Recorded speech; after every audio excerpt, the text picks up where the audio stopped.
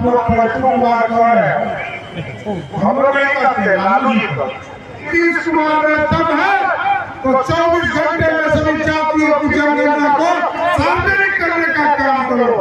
और आजकल नीतीश कुमार की सरकार कौन चला रहा है? लालू माफिया, शराब माफिया और जमीन का, यही सरकार चला रहा है। बेटा डिप्टी सीएम बनेगा, उसको डिप्टी सीएम बनाया, फिर कहा कि मेरे दूसरे बेटे को मंत्री बनाओ, फिर कहा कि मेरी बेटी को राज्यसभा भेजो। यही है आरक्षण का फॉर्मूला लालू जी का। लोग आजकल आरक्षण का मतलब नहीं समझते हैं, संविधान का मतलब नहीं समझते हैं। जो डॉक्टर राम रघुवंशप्पा कुमार जी ने 1947 में सपना देखा, 1950 में जिसको संविधान बनाया, उनके सपने को 2 ही साल में तोड़ दिया। 370 कांग्रेस पार्टी ने लाया साथियों, 1951 में 370 लाया। और कन्हप्पा जी ने जो इस देश के लिए संविधान बनाया था, वो पंडित चाणक्य ने आज से 2000 वर्ष पहले सपना देखा था, अखंड भारत का सपना। 567 रियासत में बसा था पूरा भारत, सबको जोड़ने का काम अम्बेडकर साहब ने, सरदार पटेल ने, कन्हप्पा जी ने सबने जोड़ा। और कांग्रेस ने क्या किया? 370 लाख कर कश्मीर को अलग कर दिया। लेकिन साथियों, भारतीय जनता पार्टी ने, हमारे पूर्व डॉक्टर श्यामा प्रसाद मुखर्जी ने स्पष्ट तौर पर कहा था, नहीं चलेगा दो विधान, नहीं चलेगा दो निशान और नहीं चलेगा दो प्रोग्राम। इस सपने को साकार करने में जरूर 70 वर्ष लगे, लेकिन जो कन्हप्पा जी ने इस देश को संविधान दिया था, उस संविधान को फिर से नरेंद्र मोदी ने 370 को काट कर कचरे में फेंक दिया और रत्नप्पा जी के सपने को साकार किया। ये है भाजपा। भाजपा जो करती है वो करती है। साथियों, आप सोचिए, कर्पूरी ठाकुर जी को पहली बार मुख्यमंत्री जनसंघ के लोगों ने बनाया, एक बार नहीं 2 बार बनाया, संसद में बनाया, संसद में बनाया।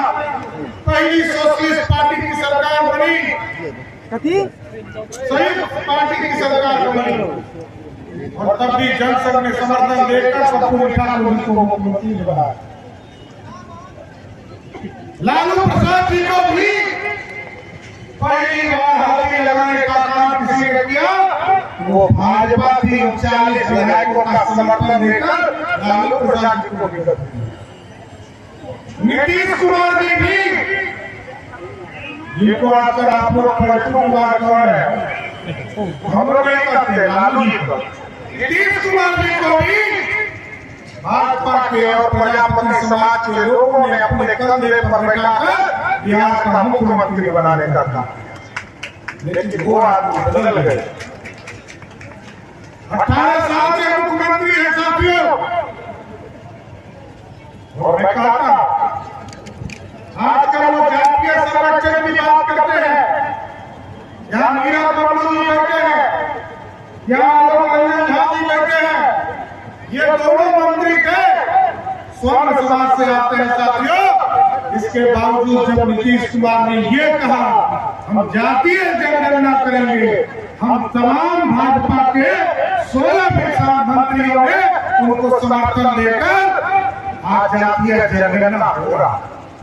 नीतीश कुमार जी रोज कहते हैं, जनता दल पार्टी के लोगों को देखता हूँ, वो धरना दे, प्रदर्शन दे, पता ही नहीं किसके खिलाफ है। वो कहते हैं हम रोक रहे हैं। मैं भाजपा का अध्यक्ष हूं साथियों, मैं ऐलान करता हूं कि नीतीश कुमार में तब है तो 24 घंटे में सभी जातियों की जनगणना को सार्वजनिक करने का काम करो। हमें मित्र को हमको पता होना चाहिए, सरकार का पैसा लगा चोरी करते हो, क्योंकि दिल में खोट है, मन में खोट है। और क्योंकि जिसके साथ सरकार चलाए लालू प्रसाद जी ने आरक्षण किसी को नहीं दिया। तो 1990 से लेकर 2005 तक सरकार चली, इसको आरक्षण दिया अपनी पत्नी राबड़ी देवी को। फिर कहा कि मेरा बेटा डिप्टी सीएम बनेगा, उसको डिप्टी सीएम बनाया। फिर कहा कि मेरे दूसरे बेटा को मंत्री बनाओ। फिर कहा कि मेरी बेटी को राज्यसभा भेजो। यही है आरक्षण का फॉर्मूला लालू जी का।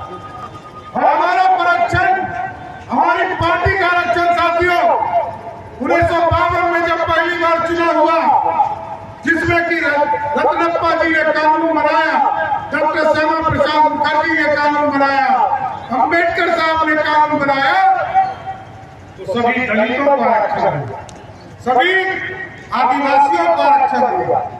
और जब कर्पूरी ठाकुर जी मुख्यमंत्री में साथियों, कांग्रेस पार्टी पानी पी कर गाली देती थी, और कांग्रेस पार्टी के गाली के बावजूद पंडित कैलाशपति मिश्र जी के नेतृत्व में भाजपा खड़ी थी साथियों, और तब भी अपने पिछड़े को 20% आरक्षण देने का था। सामान्य महिलाओं को आरक्षण दिया। 1989 में मंडल आयोग का रिपोर्ट आया। बीपी मंडल जी इसी परिवार, यही बगल के परिवार के थे, इनको 77 में चौधरी चरण सिंह जी की सरकार ने कमेटी बनाया, लेकिन 12 साल तक सारे रिपोर्ट को दबा कर रखने का काम किया। और जब 89 में बीपी सिंह की सरकार बनी, उसका भी समर्थन भाजपा कर रही थी साथियों। सब अटल बिहारी वाजपेयी के नेतृत्व में 82 सांसद समर्थन कर रहे, और बीपी सिंह के पास तो 143 सांसद ही थे, और 200 सांसद कांग्रेस पार्टी के पास भी। इसके बावजूद भाजपा ने समर्थन किया और मंडल में चला। नीतीश कुमार जी को मैं बताना चाहता हूं साथियों, बिहार में पहले जब नीतीश कुमार पहली बार मुख्यमंत्री बने, तो 987 दुकानें ही पूरे बिहार में, क्योंकि पहले जिला में होता था, अनुमंडल में होता था, ब्लॉक में होता। नीतीश जी की सरकार आई तो पंचायत में उन्होंने खोलना शुरू किया, तो 9000 पंचायत की साथियों 9000 अतिरिक्त दुकान खोली गई। और जब 2016 में उन्होंने शराबबंदी की घोषणा की, तो 11,000 से अधिक शराब की दुकानें थी बिहार। इसका मतलब नीतीश कुमार ने हमको 11 गुना अधिक शराबी बनाने का काम किसने किया? नीतीश कुमार की सरकार। और आजकल नीतीश कुमार की सरकार कौन चला रहा है? लालू माफिया, शराब माफिया और जमीन का, यही सरकार चला रहा है। मैं आज कोसी की धरती पर ऐलान करता हूँ, भाजपा की सरकार बनाओ, या तो अपराधी नेपाल में दिखेंगे, नहीं तो परलोक में दिखेंगे साथियों। ये मुरेठा मजदूरी का प्रतीक है, और मैंने संकल्प लिया है कि नीतीश कुमार को जिस दिन गद्दी से उतारूंगा, उसी दिन अपने मुरेठा को छोड़ेगा। प्रजापति समाज से आग्रह कर रहा हूं, ताकत दीजिए भाजपा समाज को।